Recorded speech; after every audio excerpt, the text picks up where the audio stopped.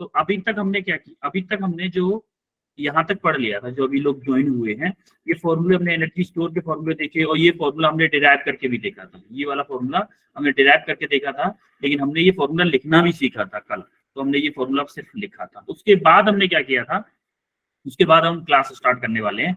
तो जैसे कोई कैपेसिटर है, कैपेसिटर में अगर पूरे में कोई डाइलेक्ट्रिक मटेरियल फिल कर दिया जाए, एक ही डाइलेक्ट्रिक मटेरियल, नो एयर, कोई स्पेस नहीं है, तब उसके कैपेसिटेंस में क्या फर्क पड़ेगा, तब उसके कैपेसिटेंस में क्या फर्क पड़ेगा, कैपेसिटेंस उसका इंक्रीज हो जाएगा। देखो इसका कैपेसिटेंस के टाइम्स जो डाइलेक्ट्रिक कांस्टेंट है उतना ही कैपेसिटेंस इंक्रीज हो जाएगा। मान लो इसका डाइलेक्ट्रिक कांस्टेंट है 2 और इसका पहले कैपेसिटेंस था 2 माइक्रोफैरड, तो अब जो नया कैपेसिटेंस हो जाएगा वो हो जाएगा 2 इंटू 2 4 माइक्रो। समझ में आ रहा है? यस अगर कंप्लीट एक ही मटेरियल लगाया हुआ है तो आपका ये वाली कंडीशन हो जाएगी। तो हम यहाँ से डाइलेक्ट्रिक कांस्टेंट को भी डिफाइन कर सकते हैं कि डाइलेक्ट्रिक कांस्टेंट को हम ऐसे भी डिफाइन कर सकते हैं कि वो कैपेसिटेंस जो हमारा फाइनल हुआ है, फाइनल डाइलेक्ट्रिक लगाने के बाद में जो कैपेसिटेंस हुआ है डिवाइडेड बाई डाइलेक्ट्रिक लगाने से पहले जो कैपेसिटेंस हुआ।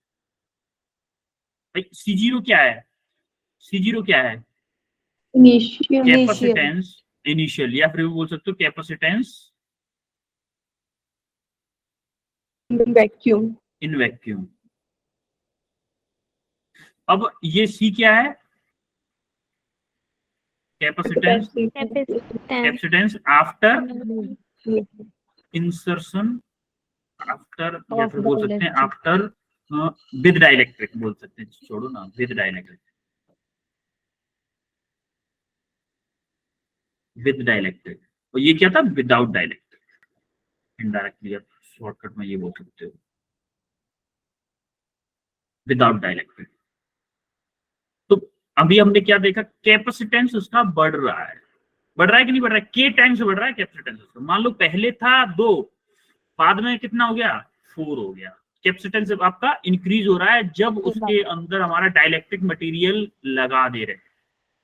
तो अब हम देखेंगे जो डाइलेक्ट्रिक स्लैब है, डाइलेक्ट्रिक स्लैब का क्या फर्क पड़ने वाला है जब हम कैपेसिटर को बैटरी से कनेक्ट रखते हैं और बैटरी से कनेक्ट नहीं रखते। यानी कि ये है बैटरी डिस्कनेक्टेड, यानी कि कैपेसिटर क्या था, हमने कोई कैपेसिटर लिया, वो हमारा पहले बैटरी से कनेक्ट था, अब हमने क्या किया, उस बैटरी से हटा दिया कैपेसिटर को बैटरी से हटा दिया, तब हमने उसमें क्या किया, डाइलेक्ट्रिक स्लैब लगाई।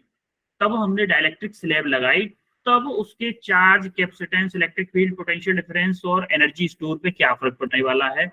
या फिर कोई कैपेसिटर इलेक्ट्रिसिटी से कनेक्ट है या फिर बैटरी से कनेक्ट है, तब हम अगर हम वो लगाएं, डाइलेक्ट्रिक मटेरियल लगाएं, तब इन क्वांटिटीज पे क्या फर्क पड़ने वाला है, ये चीज हम देखने वाले हैं।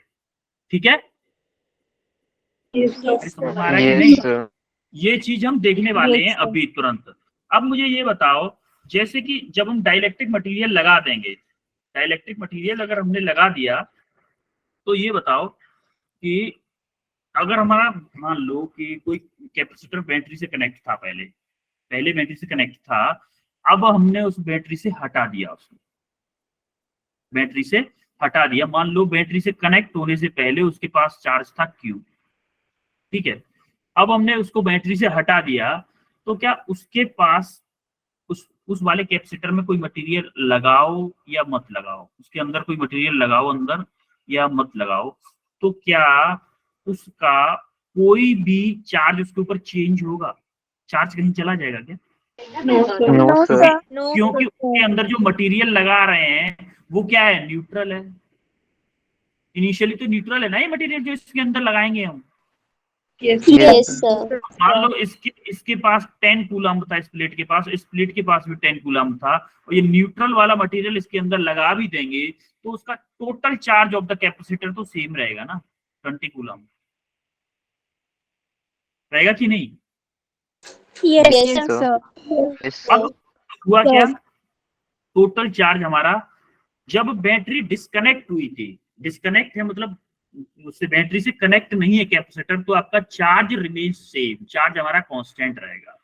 लेकिन चार्ज कांस्टेंट रहेगा, लेकिन आपका जो उसमें जब बैटरी कनेक्ट रहेगी तब क्या होगा, तब क्या होगा, अगर आपकी बैटरी कनेक्ट है मान लो, तो बैटरी कनेक्ट है तब क्या होगा आपका, तो सर जो अंदर मीडियम होगा उसमें भी डाइलेक्ट्रिक बनेगा।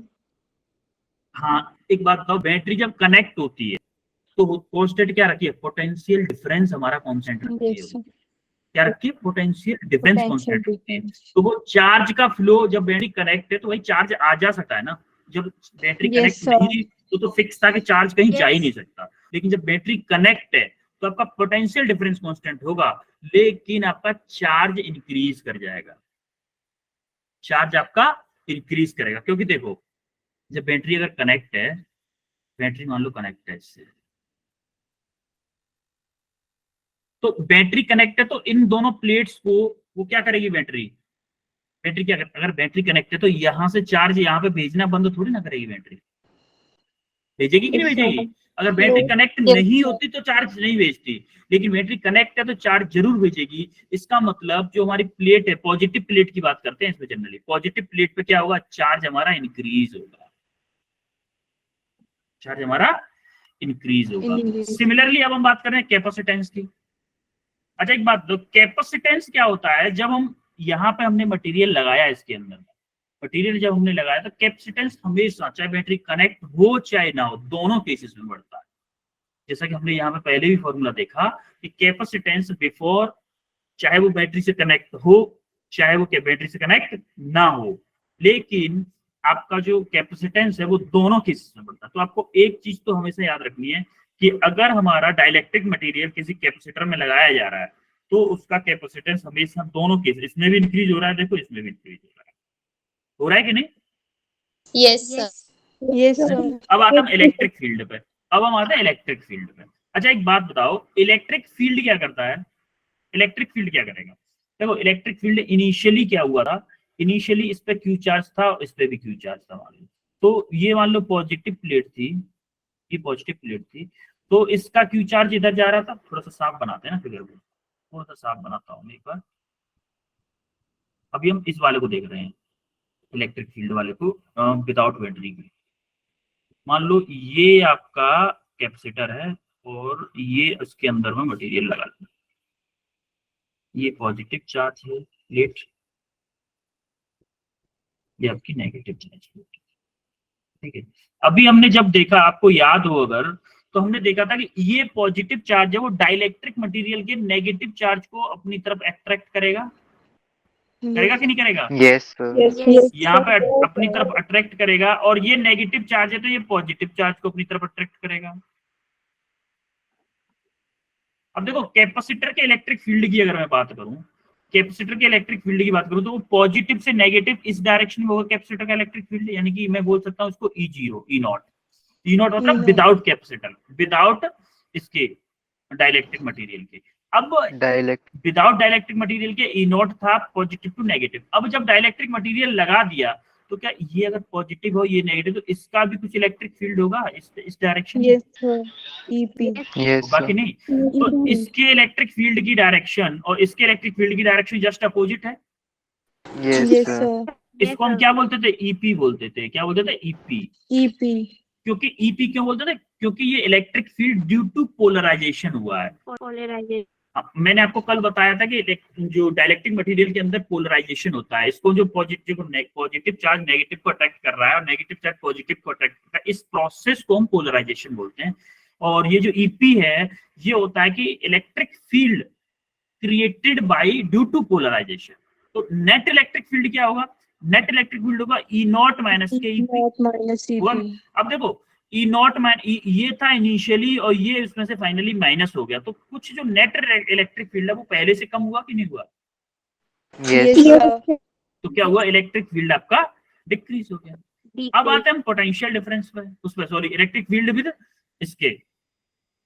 अब इधर आते हैं विद बैटरी के, बैटरी जब कनेक्ट है इसमें भी सेम टू सेम कंडीशन होगी, मान लो minus minus minus minus minus इधर प्लस, लेकिन इसमें क्या होगा, इसमें कंटिन्यूअसली जो इलेक्ट्रिक फील्ड हो रहा था लेकिन इसमें चार्ज तो ट्रांसफर होता रहेगा ना, क्योंकि बैटरी कनेक्ट है, बैटरी कनेक्ट है तो पोटेंशियल डिफरेंस आपका कांस्टेंट रहेगा।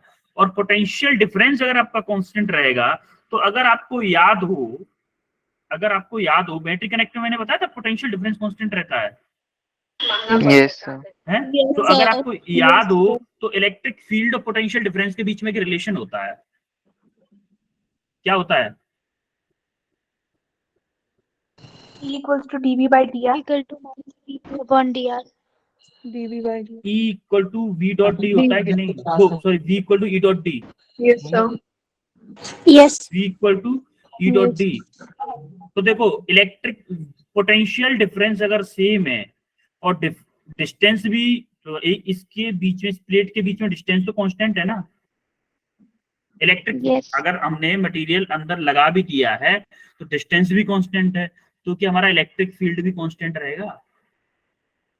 Yes, sir. रहेगा कि नहीं रहेगा? Yes, sir. तो हमारा Yes, इलेक्ट्रिक sir. फील्ड क्या है? Remain same. इलेक्ट्रिक फील्ड क्या रहेगा आपका? Remain same Same. रहेगा। अब आते हैं पोटेंशियल डिफरेंस पे। अब देखो पोटेंशियल डिफरेंस क्या था, जब बैटरी कनेक्ट नहीं थी तो हमारा चार्ज जा रहा था। बैटरी कनेक्ट नहीं थी तो उसके अंदर अगर मटेरियल लगाएंगे, कोई मटेरियल अंदर लगाएंगे, तो आपका क्या हुआ भाई, कुछ चार्ज इसकी वजह से, मान लो यहाँ पे नेगेटिव, इस प्लस के पास में कुछ नेगेटिव आ गया, तो इस प्लस का जो स्ट्रेंथ थी वो कम हो गई कि नहीं हो गई? और इस Yes, नेगेटिव yes, के पास में yes, कुछ sir. प्लस आ गया तो स्ट्रेंथ कुछ कम हो गई। अगर स्ट्रेंथ कुछ कम हो गई जब बैटरी कनेक्ट नहीं है तो पोटेंशियल डिफरेंस क्या हुआ? डिक्रीज। Decrease. जब बैटरी कनेक्ट नहीं है तो पोटेंशियल डिफरेंस क्या हुआ? डिक्रीज हुआ। Decrease. अब आप ये भी ऐसे, Decrease. इसको आप ऐसे भी बोल सकते हो कि पोटेंशियल डिफरेंस क्या होता है? पोटेंशियल डिफरेंस क्या होता है? क्यू स्क्वायर अपॉन क्या होता है? 2 एप्सिलॉन नॉट होता है। Yes. Yes, sir. आपको वो वाला फॉर्मूला याद है कि नहीं ये वाला? या फिर आप ये बोल सकते हो कि क्यू स्क्वायर अपॉन सी होता है कि नहीं? Yes. फॉर्मूला आपको ये एक्चुअली इलेक्ट्रोस्टैटिक का फॉर्मूला, मैं इसीलिए इससे नहीं बताना चाह रहा था। Yes, sir. टू सी होता है, और आप सी को आप बोल सकते हो कि कैपेसिटर लगाने के बाद में जब हमने ये अंदर रख दिया है, अंदर जब डाइलेक्ट्रिक मटेरियल लगा देते हैं तो सी जो होता है के टाइम्स बढ़ जाता है, बढ़ता है कि नहीं? Yes. Yes, ये आपका sir. क्यू स्क्वायर ही रहेगा, Yes, ये sir. क्या हो जाएगा? 2kc हो जाएगा। ये आपको मान लो इनिशियल था, ये फाइनल है। तो ये Yes, sir. के का डिवाइड हो रहा है कि नहीं हो रहा है इसमें? क्यू स्क्वायर अपॉन के एक्स्ट्रा आ गया नीचे। Yes, sir. Yes. Yes, sir. आप ऐसे भी सोच सकते, ऐसे भी देख सकते हो with the help of formula कि आपका जो पोटेंशियल डिफरेंस है वो आपका डिक्रीज हुआ। अब पोटेंशियल डिफरेंस बैटरी के कनेक्ट में तो हम पहले से ही देख रहे हैं कांस्टेंट रहता है, कि बैटरी क्या करती है? पोटेंशियल डिफरेंस को मेंटेन करती है, पोटेंशियल डिफरेंस को मेंटेन करती है बैटरी। अब आता है एनर्जी स्टोर्ड। एनर्जी स्टोर्ड में क्या होगा भाई? एनर्जी क्या होती है? एनर्जी स्टोर्ड का फॉर्मूला क्या होता है? Half C V square. अरे एनर्जी स्टोर का यही फॉर्मूला होता है, energy stored by capacitor, Yes. Half C Half V square होगा। V square. Yes, sir. या फिर आप ये बोल सकते हो एनर्जी स्टोर्ड का इसमें ये वाला फॉर्मूला लगाओ, चलो ये वाला नहीं, Half Q square by C. C, yes Q square by C, ये वाला फॉर्मूला लगाओ आप इसमें। C. यहाँ पे इस वाले में आप क्यू स्क्वायर बाई सी।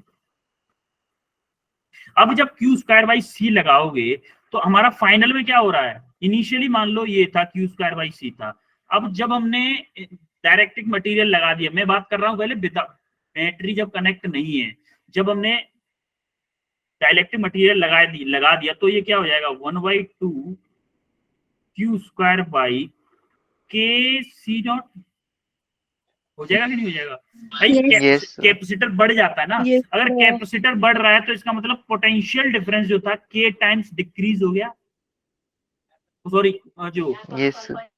के टाइम्स क्या हो गया? This.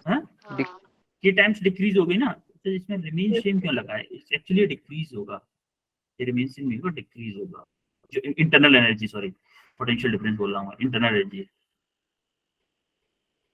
ये डिक्रीज होगी, रिमेन सेम नहीं रहेगी। मैं चेंज करके दूंगा आपको, ठीक है? ये डिक्रीज होगी जो पोटेंशियल एनर्जी है, हाँ पोटेंशियल एनर्जी डिक्रीज होगी। पोटेंशियल एनर्जी बोलो या फिर energy stored by the capacitor बोलो। अब हम आते हैं किस पे कि बैटरी जब कनेक्ट है, जब आपकी बैटरी कनेक्ट है तब क्या होगा भाई? अगर आपकी बैटरी कनेक्ट है तो आपका इंटरनल एनर्जी स्टोर का फॉर्मूला क्या होता है? एक तो बैटरी के टर्म उसके टर्म में कैपेसिटर के half C V square half भी होता सी है वी फॉर्मूला है। स्क्वायर। ठीक है, अब इसमें वी आपका कांस्टेंट है, वी आपका कांस्टेंट है, वी चेंज नहीं हो रहा है। लेकिन जब आपकी हमने डाइलेक्ट्रिक मटेरियल लगाया तो हमारा कैपेसिटेंस तो चेंज हो जाएगा। क्या हो जाएगा? के टाइम्स सी हो जाएगा। Yes sir. हमारा इंटरनल एनर्जी क्या हुआ? इंटरनल एनर्जी क्या हुआ? के टाइम्स से इंक्रीज इंक्रीज। इंक्रीज हुई कि नहीं हुई? इंक्रीज। Yes sir. Yes. समझ में आया? समझ में आया कि नहीं आया? Yes, sir. क्लियर हुआ आपको? Yes sir. Yes, sir. ये सारी तीनों चारों चीजें पांचों चीजें क्लियर हो गई।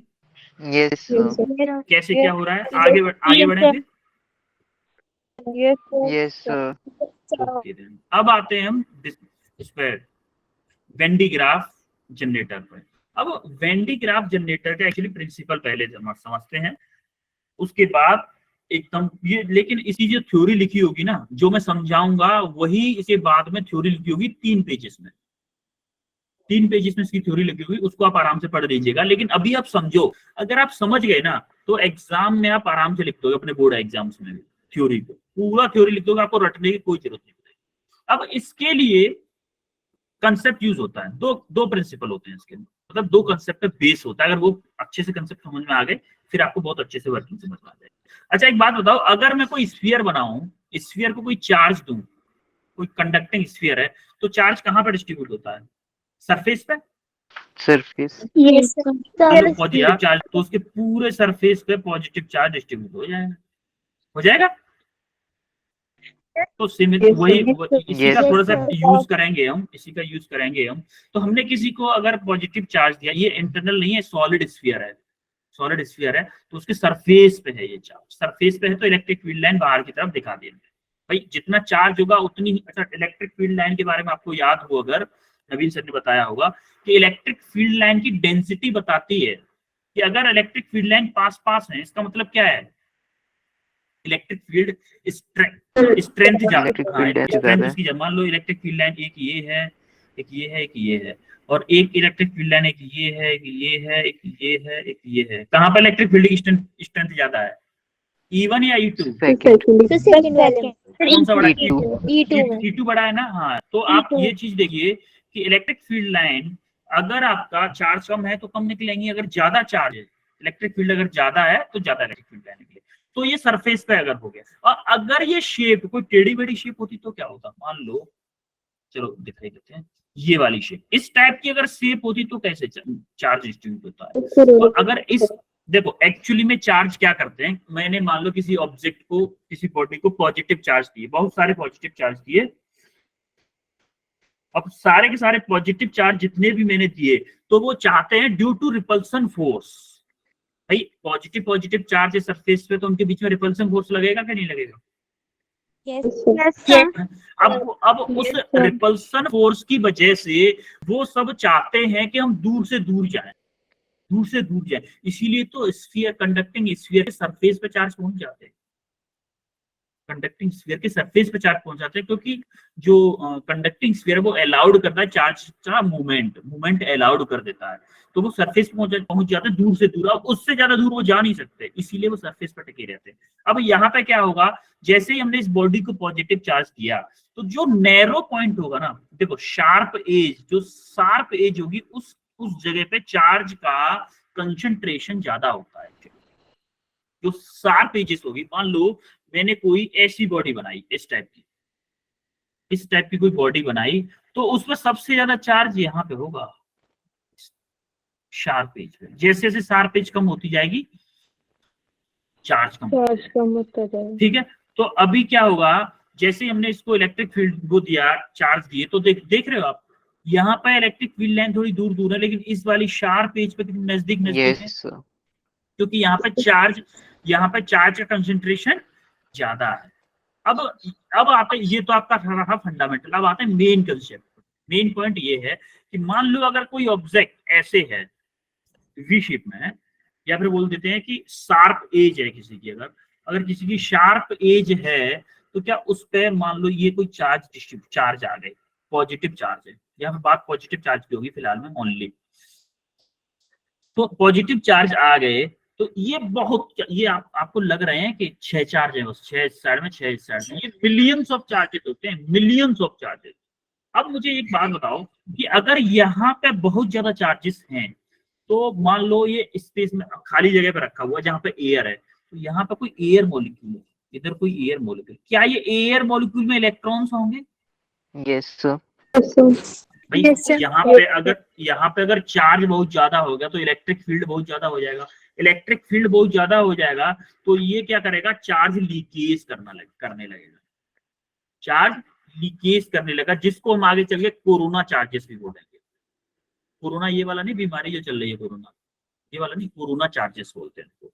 तो ये क्या करेंगे, ये जो एयर हो रहा है, एयर के मॉलिक्यूल से बोलेगा, एयर के एटम से बोलेगा, भाई हमें ना चार्ज की जरूरत है, तुम दे सकते हो क्या? इससे जबरदस्ती चार्ज जो इलेक्ट्रॉन है वो छीन लेगा। ये क्या करेगा, इलेक्ट्रॉन इस एयर के पार्टिकल से इलेक्ट्रॉन छीन लेगा। सिमिलरली इसके पास में एक और एयर का पार्टिकल होगा, इससे बोलेगा भाई तू हमें दे, ये इसको दे देगा। ऐसे इसके पास और पार्टिकल होगा, इससे ये ले लेगा। तो ये क्या करेगा, इसके पास वाली एयर को, अच्छा एक बात बताओ, इससे जब इलेक्ट्रॉन ले लिया तो क्या ये पॉजिटिवली चार्ज होगा एयर का मॉलिक्यूल? होगा कि नहीं? Yes, sir. अब ये भी पॉजिटिवली चार्ज, ये Yes. भी पॉजिटिवली चार्ज। अब इस कंसेप्ट का हम लोग यूज करेंगे वेन डायग्राफ में, इस कंसेप्ट का यूज करेंगे। देखो ये कोई एयर का मॉलिक्यूल है, इसने क्या किया, इलेक्ट्रॉन ट्रांसफर कर दिया, जो शार्प एज थी उसने इसका इलेक्ट्रॉन ले लिया, तो इससे क्या हो जाएगा, जैसे एक और था उससे इस पे ट्रांसफर हुआ। तो ये जो after transferring electron to sharp edge, air atom will be positively charge, ये पॉजिटिवली चार्ज हो जाएंगे ऑटोमेटिकली एयर एटम। ये था आपका कोरोना डिस्चार्ज का प्रोसेस। अब आते हैं हम दूसरे कंसेप्ट पर। एक और है प्रिंसिपल जो होता है receiving atom of hollow sphere. अच्छा एक बात, अगर कोई स्फीयर है, कोई स्फीयर है मान लो, इस पे कुछ पॉजिटिव चार्ज दिया हुआ, मान लो ये 10 कूलम, अगर मैं इसको 5 कूलम और दे दूं, 5 कूलम चार्ज और दे दूं, तो क्या ये 5 कूलम चार्ज जाने के बाद में यहीं पे डिस्ट्रीब्यूट हो जाएगा? Yes, sir. Yes, Yes, sir. sir. भाई जाएगा Yes, सरफेस sir. पे, घूम फिर के जाएगा सरफेस पे ही। तो यही वाली कहानी, ये वाला कंसेप्ट सिर्फ इतना ही था कि अगर मैं किसी चीज को चार्ज देता हूं तो वो क्या होगा, सारे सरफेस पे डिस्ट्रीब्यूट हो जाएगा, सरफेस पे डिस्ट्रीब्यूट हो जाएगा। अगर किसी भी कंडक्टिंग स्फीयर को या हॉलो स्फीयर को मैं चार्ज देता हूं। अब हम आते हैं मेन कंसेप्ट हमारा, वेन डायग्राफ जनरेटर। ये क्या था, उसका बेसिक था कंसेप्ट, यही लगेगा। अगर ये आपको समझ में आ गया तब ये वेन डायग्राफ जनरेटर बहुत अच्छे से समझ में आएगा आपको। ये क्लियर हुआ कैसे हमारा शार्प एज एयर के मॉलिक्यूल से इलेक्ट्रॉन को ले रही है और क्यों ले रही है, ये रीजन समझ में आ गया। Yes. Yes, sir. Yes, sir. Okay अब आते हैं वेन Yes, डायग्राफ। अब sir. देखो वेन डायग्राफ में एक होता है इंसुलेटेड स्टैंड, ये आपका वो आ गया सॉलिड, वो sorry hollow sphere, conducting sphere, hollow conducting sphere. अब इसमें होती है पुली, पुली होती है जिसमें 2 पुली होती हैं, 2 पुली के ऊपर एक बेल्ट लगी होती है, एक बेल्ट होती है जो कि एक इंसुलेशन मटेरियल की होती है। बताएंगे पूरी चीजें इनकी प्रोसेस। ये एक मोटर होती है जो कि इस पुली को चलाती है। अब ये होता है मेन होता है ये, चलो पहले पूरा वो बना ही देते हैं, ठीक है। अब देखो यहाँ पर इसमें होता क्या है, ये है आपका high voltage rectifier. High voltage rectifier का मतलब है इसमें हाई वोल्टेज और नेगेटिव इसका ग्राउंडेड है, नेगेटिव ग्राउंडेड, यानी कि जितने इलेक्ट्रॉन्स आ रहे हैं वो सारे ग्राउंड में चले जाएंगे। लेकिन इस वाले पे इसको हम क्या बोलते हैं, C1 को, इसको हम बोलते हैं कंघी, होती है कंघी, कंघी Yes, बाल sir. काटने वाली, Yes, sir. Combs, combs with Yes, sir. Sharp edges, combs with sharp edges, ये C1 C2 लिखा है, कॉम्स विद शार्प एजेस। ये कंघी टाइप का होता है, जैसे हमारी कंघी सिर्फ बाल काटने वाली कंघी होती है, उसी टाइप का होता है ये। तो होता क्या है कि जैसा कि मैंने अभी यहाँ पे बताया था आपको, ये वाला बताया था मैंने आपको, ये वाला पॉइंट बताया था आपको कि ऐसे पॉजिटिव चार्ज आ जाते हैं। मैंने ये इसी वाली जो कंघी आपकी है, इसी का मैंने जूम करके बता दिया था, मैंने सिर्फ इसको जूम किया था आपको, आपके सामने इस वाले पॉइंट को, कि ऐसे करके थी, इसके ऊपर पॉजिटिव चार्ज यहाँ पे बहुत सारे आ गए थे। अब मुझे ये बताओ कि जब ये पॉजिटिव चार्ज बहुत सारे आ चुके हैं तो क्या इसके और इसके बीच में एयर होगी? यहाँ पे एयर मॉलिक्यूल होंगे कि नहीं होंगे? Yes, sir. Yes, यहाँ पे sir. सबके बीच में यहाँ पे एयर मॉलिक्यूल होंगे। अब एयर मॉलिक्यूल जब होंगे तो ये क्या करेगी, ये जो कॉम क्या करेगी, इसकी ये वाली एज क्या करेगी, इस वाले एयर के मॉलिक्यूल से बोलेगी भाई तुम हमें इलेक्ट्रॉन दे दो, हमारे पास सारा पॉजिटिव चार्ज हो गया, हमारे पास बहुत सारा पॉजिटिव चार्ज हो गया, हमें कुछ इलेक्ट्रॉन दे दो। तो ये इस वाले एयर के मॉलिक्यूल से इलेक्ट्रॉन ले लेगी। सिमिलरली ये इस वाले के ले लेगा, ये इस वाले से ले लेगा, ये इस वाले से ले लेगा। तो ये एयर जो पॉजिटिव चार्ज हो गई थी ये अपना पॉजिटिव चार्ज इस बेल्ट पर रख देगी। अब इंसुलेटर मटेरियल का क्वालिटी क्या होती है कि ये चार्ज को मूव नहीं करने देता, जहां पर इस पर रख दोगे वहीं पे चार्ज रखा रहेगा। अगर कोई और लेने वाला आ जाए तो भले ही ले ले, लेकिन ये चार्ज को देगा किसी को, खुद नहीं बोलेगा भाई तुम ले जाओ, खुद नहीं। अगर कोई आके लेना चाहता है तो ले ले, ये मना भी नहीं करेगा, क्योंकि ये इसको चार्ज से कोई मतलब ही नहीं है। कंडक्टर को मतलब होता है, इंसुलेटर को कोई मतलब नहीं होता चार्ज। अब हम आते हैं मेन पॉइंट पे। जी, जैसे ही इसके पास चार्ज आ रहा है, देखो इधर, जैसे ही इस वाली कंघी से थोड़ा सा चार्ज आ रहा है इसके ऊपर, इस वाली से ये एयर को पॉजिटिव कर रही थी, पोलराइज कर रही थी एयर को, एयर के पॉजिटिव वो नेगेटिव चार्जेस ले रही थी। अरे समझ में आ रहा है? sir. अब देखो यहाँ से जो पॉजिटिव चार्ज थे वो बेल्ट के ऊपर पहुंच रहे हैं, यहाँ से पॉजिटिव चार्ज बेल्ट के ऊपर पहुंच रहे हैं, और ये देखो मोटर के थ्रू ये बेल्ट चल रही है, इस मोटर के थ्रू ये कंटिन्यूअसली बेल्ट चल रही है। और बेल्ट जैसे ही ये मोटर ये चल रही है, ये बेल्ट आगे की तरफ घूम रही है, ये बेल्ट आगे की तरफ घूम रही है। तो देखो जैसे ही इसके ऊपर पॉजिटिव चार्ज आया, मान लो इसके ऊपर पॉजिटिव चार्ज आ गया, ठीक है, तो ये बेल्ट अगर आगे की तरफ चल रही तो पॉजिटिव चार्ज आगे चलते चलते चलते चलते इसके पास पहुंचेगा, पहुंचेगा इसके पास। अब वही जो यहाँ पे चार्ज दे रही थी ना, ये वाली प्लेट, ये जो कॉम्ब थी वो चार्ज इस बेल्ट को दे रही थी, ये वाली कॉम्ब क्या करेगी, इस वाले चार्ज को, वही सिमिलरली एयर वाला जो कंसेप्ट था वही वाला होगा कि एयर यहाँ पे भी चार्ज होगी, तो इस एयर के थ्रू ही ये वाला चार्ज इस पे ट्रांसफर हो जाएगा। अब ये है आपकी कंडक्टिंग मटेरियल की, ये कंडक्टिंग मटेरियल की है, तो ये इस पॉजिटिव चार्ज को क्या करेगी, इस वाले स्फीयर पे ट्रांसफर कर देगी, इस वाले हॉलो स्फीयर पे ट्रांसफर कर देगी। अब आप देखोगे एनिमेशन के थ्रू सारी चीजें आपको क्लियर होंगी एकदम। और इस पुली को कौन चला रहा है, ये पुली जो बेल्ट जो चल रही है वो कौन चला रहा है, ये मोटर चला रहा है। Motor. अब अगर मान लो इसमें देखो सर अब क्या होगा, हाँ नेगेटिव चार्ज है, क्या, सर जो फॉर्म 2 है उस पे नेगेटिव चार्ज है। फॉर्म 2, ये कॉम 2 इस पर नहीं बेटा, नेगेटिव चार्ज नहीं है, इस पर कोई चार्ज नहीं है। एक्चुअली ये कंडक्टिंग मटेरियल है, ये कंडक्टिंग मटेरियल है, ये कॉम 2 सिर्फ चार्ज को इस पर से लेने का काम करती है, और कॉम 2 चार्ज लेने के बाद में कंडक्टिंग स्फीयर में ट्रांसफर कर दी, अपने पास कुछ भी नहीं रखती, अपने पास कुछ भी चार्ज नहीं रखती है। और अच्छा इसका ये क्या होता है, देखो यहाँ पर स्टेप देखो तुम, यहाँ से पॉजिटिव चार्ज जा रहा है, आगे बढ़ रहा है, और ये कॉम 2 ले रही है, कॉम 2 के बाद में सीधा इस होलो कंडक्टिंग स्फीयर पे चार्ज पहुंच जा रहा है, सीधा होलो कंडक्टिंग स्फीयर पे चार्ज पहुंच जा रहा है। अब होगा क्या, तो ये प्रोसेस पूरा इसका रहा। अब इसकी हम एक वीडियो देखते हैं, क्योंकि वीडियो देखेंगे तो थोड़ा सा और अच्छा समझ में आएगा। अभी आपको ये समझ में आया कि यहाँ से बैटरी से हाई वोल्टेज बैटरी से कनेक्ट होता है, उससे पॉजिटिव चार्ज कॉम पे आता है, C1 कॉम पे आता है, C1 कॉम्स की वजह से एयर के मॉलिक्यूल्स का इलेक्ट्रॉन ले लेता है, तो एयर पॉजिटिवली चार्ज हो जाती है, पॉजिटिव चार्ज फिर हमारा बेल्ट पे पहुंचता है, बेल्ट से कॉम 2 पे पहुंचता है, कॉम 2 हमारा बेल्ट से पॉजिटिव चार्ज को लेके हमारा हॉलो स्फीयर पर ट्रांसफर कर देता है, जिसको हम एस से शो करते हैं, लार्ज कॉपर स्फीयर है, कॉपर स्फीयर बोले या कंडक्टिंग स्फीयर बोले, तो कॉपर भी कंडक्टिंग मटेरियल होती है।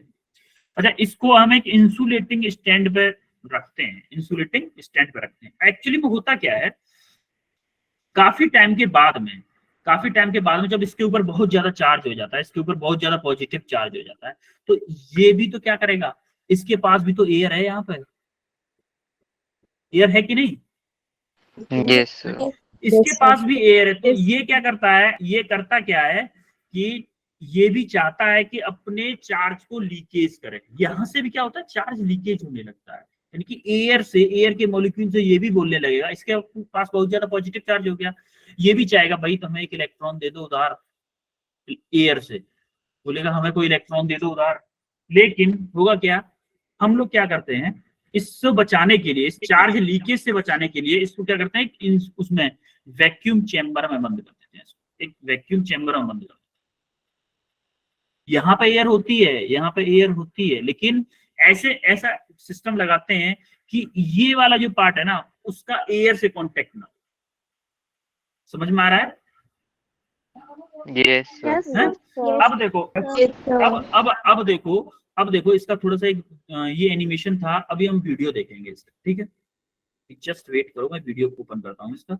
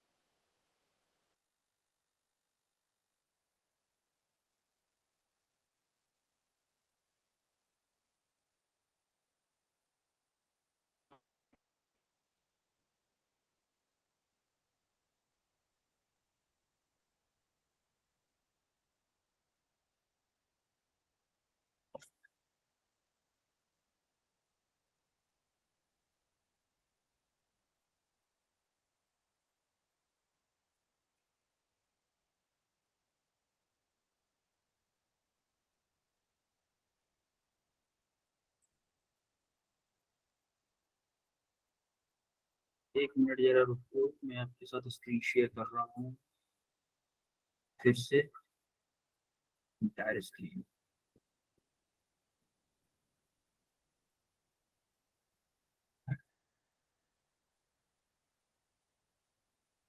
आप मुझे वॉइस के बारे में बताइएगा, आपको आवाज आएगी कि नहीं, ठीक है? उसके अकॉर्डिंगली मैं बताऊंगा कुछ।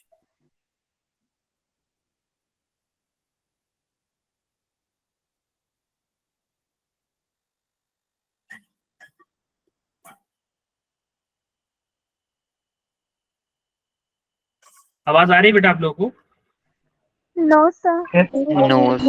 sir. No, आवाज sir. नहीं आ रही है तो फिर आवाज नहीं आ सकती, क्योंकि उसके लिए अलग सेटिंग करनी पड़ेगी। चलो मैं बताता हूँ, बताता जाऊंगा आपको साथ ही साथ, ठीक है?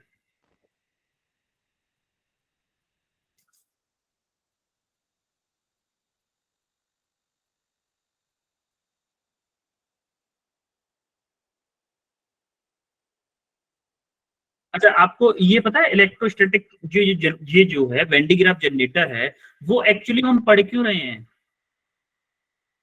ये Sir, hi. ये ये करता है, वेंडिग्राफ जनरेटर यूज करते हैं हम इलेक्ट्रिक पोटेंशियल डिफरेंस क्रिएट करने के लिए। एक्चुअली में ये इलेक्ट्रिक पोटेंशियल डिफरेंस इतना क्रिएट करता है, देखो यहाँ पर 20 millions of volt, millions of volt का इलेक्ट्रिक पोटेंशियल डिफरेंस क्रिएट कर देता है ये वेंटिग्राफ जनरेटर। इसीलिए, और आगे बताऊंगा, चलो मैं और आगे बताऊंगा आपको, पहले इसका वीडियो देखते हैं पूरा।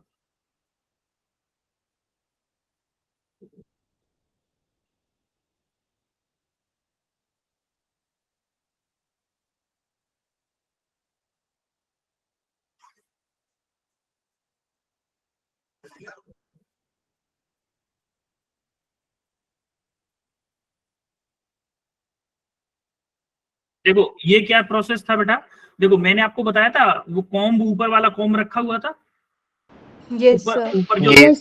C2 कॉम्ब था, वो पॉजिटिव चार्ज को बेल्ट से पॉजिटिव चार्ज को लेके पूरा सरफेस पे फैला रहा था, Yes, sir. पूरे Yes, सर। तो sir. वही ये जो अंदर वाला जो स्फीयर दिख रहा है, ये शो कर रहा है कि अगर किसी कंडक्टिंग स्फीयर पे अंदर से किसी चीज को अगर चार्ज दें, वो कंडक्टिंग है तो वो सारे सरफेस पे जाके फैल जाएगा सारे। तो ये आपने देखा कि जैसे कि आपने देखा कि पहले क्या था, अंदर वाले स्फीयर पे चार्ज था, और उसको अगर हमने बाहर वाले से कनेक्ट कर दिया तो क्या होगा, बाहर वाले पे पूरे पे ये आउटर वाले कंडक्टर पे सरफेस पे आ गया, ठीक है?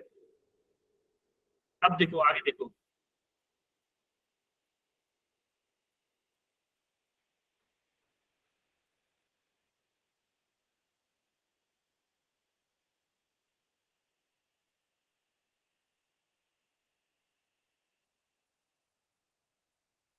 ये देखो वो बेल्ट है, रबर बेल्ट। देखो ये दो रोलर हो गए, जो रोलर मैंने बताया था ना, एक P1 था, एक P2 पुली थे, और एक इलेक्ट्रिक मोटर से कनेक्टेड है। ये नीचे इलेक्ट्रिक मोटर से कनेक्ट है, और ये एक होलो स्फीयर था, होलो स्फीयर था। और देखो ये आगे क्या आ गई, कॉम्ब। ये देखो एक नीचे वाली Okay. कॉम्ब, नीचे वाली कॉम्ब आ गई है। देखो ये नीचे वाली कॉम्ब है, कंघी के आकार का होता है। ठीक है, अब देखो इसको जो पोटेंशियल, जो वोल्टेज सप्लायर बैटरी लगी हुई थी ना, उसको ये वाला इसमें इस बैटरी इसके थ्रू दिया गया है, स्टेबलाइजर के थ्रू दिया गया है, बैटरी वो चार्ज दिया गया है। अब देखो यहाँ से ये ऊपर वाला कॉम्ब है C2, ये C2, या फिर रिसीवर भी बोल सकते हैं इसको, क्योंकि ये चार्ज को रिसीव करता है ना। Yes, sir. ठीक है, अब देखो वर्किंग देखते हैं इसकी थोड़ा सा। देखो, जैसे हमारे मोटर स्टार्ट करेंगे पहले इसमें, देखो हो गई मोटर। मोटर जैसे ही स्टार्ट हो गई तो बेल्ट घूमने लगी, बेल्ट घूमने लगी है। Yes, sir. Yes, sir. अब देखो Yes, sir. यहाँ से क्या हुआ, इस वाली कॉम से नीचे वाले कॉम से पॉजिटिव चार्ज आने लगे। देखो आ रहे हैं पॉजिटिव चार्ज। अब देखो Yes, ये sir. पॉजिटिव चार्ज इसमें आ रहे हैं, इस पे ये पॉजिटिव चार्ज आ रहे हैं, लेकिन ये कॉम के बीच में एयर थी, थोड़ी सी एयर थी, जो मैंने आपको बताया था कि एयर के एटम से इलेक्ट्रॉन इस कॉम के शार्प एज ने ले लिए, जिससे कि एयर आयनाइज हो गई और अपने पॉजिटिव चार्ज उसने बेल्ट पे पुट कर दिए। तो सिमिलरली देखो यहाँ से पॉजिटिव चार्ज आ रहा है, बेल्ट के ऊपर रखा जा रहा है, बेल्ट पे ट्रांसफर हो रहा है। तो देखो बेल्ट पे जैसे ट्रांसफर हो रहा है, तो देखो देखो यहाँ बेल्ट, हाँ बिल्कुल अर्थ में है।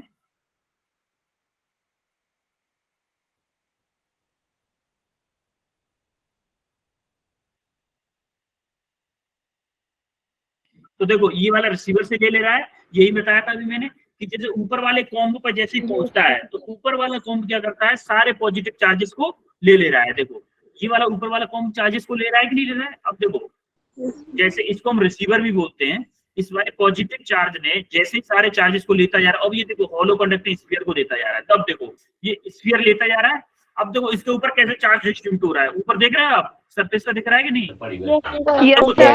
चार्ज कंटिन्यूअसली बढ़ता जा रहा है, चार्ज कंटिन्यूअसली बढ़ता जा रहा है, कंटिन्यू चलता रहता है ये प्रोसेस।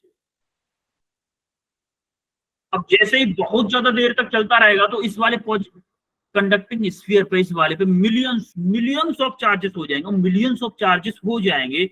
तो क्या पोटेंशियल, अब इस प्रोसेस से क्या होता है, मन चाहे जितना पोटेंशियल डिफरेंस कर सकते हैं, क्रिएट कर सकते हैं। क्योंकि अगर किसी स्फीयर के अंदर अगर कोई चार्ज रखा जाता है तो वो ऑटोमेटिकली उसके सरफेस पे आके डिस्ट्रीब्यूट हो जाता है। ये डिपेंड नहीं करता कि उस पर पहले से कितना चार्ज है, ये इस पर डिपेंड करेगा ही नहीं। अगर अंदर कुछ भी चार्ज दोगे तो जाके अपने आप स्फीयर पे डिस्ट्रीब्यूट हो जाएगा। तो वही आप देखोगे तो इस पे जब बिंदी बिंदी सी दिख रही है ना स्फीयर के ऊपर, ये पॉजिटिव चार्ज ये बढ़ता जा रहा है कंटिन्यूअसली, देखो बढ़ता जा रहा है, पॉजिटिव चार्ज बढ़ता जा रहा है देखो। और जब बहुत ज्यादा चार्ज हो जाता है तो उसके लिए बहुत ज्यादा मुश्किल हो जाता है कि इतने चार्ज को स्टोर कैसे करें। देखो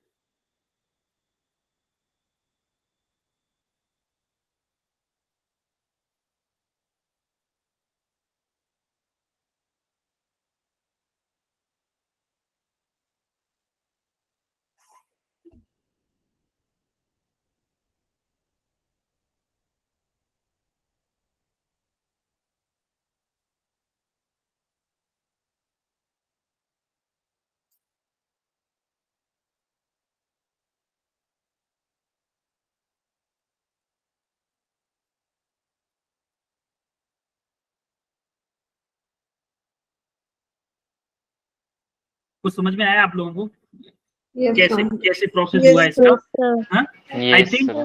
Yes, इस sir. वीडियो से काफी अच्छा कुछ समझ में आ गया होगा आई थिंक।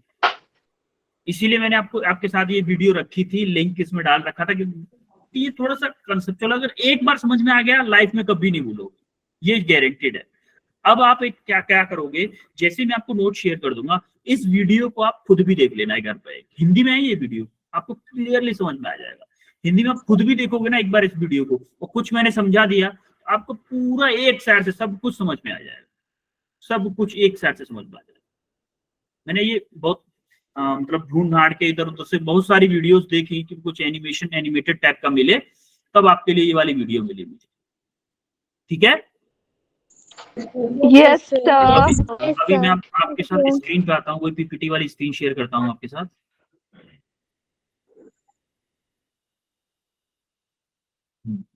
अभी हमने क्या किया, वीडियो देख चुके हैं। एक सेकेंड,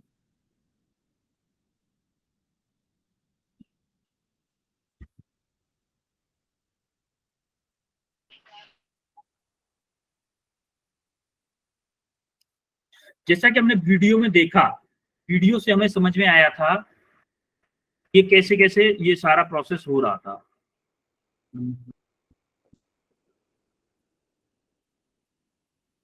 अभी आपको बहुत अच्छे से एनिमेशन समझ में आ जाएगा।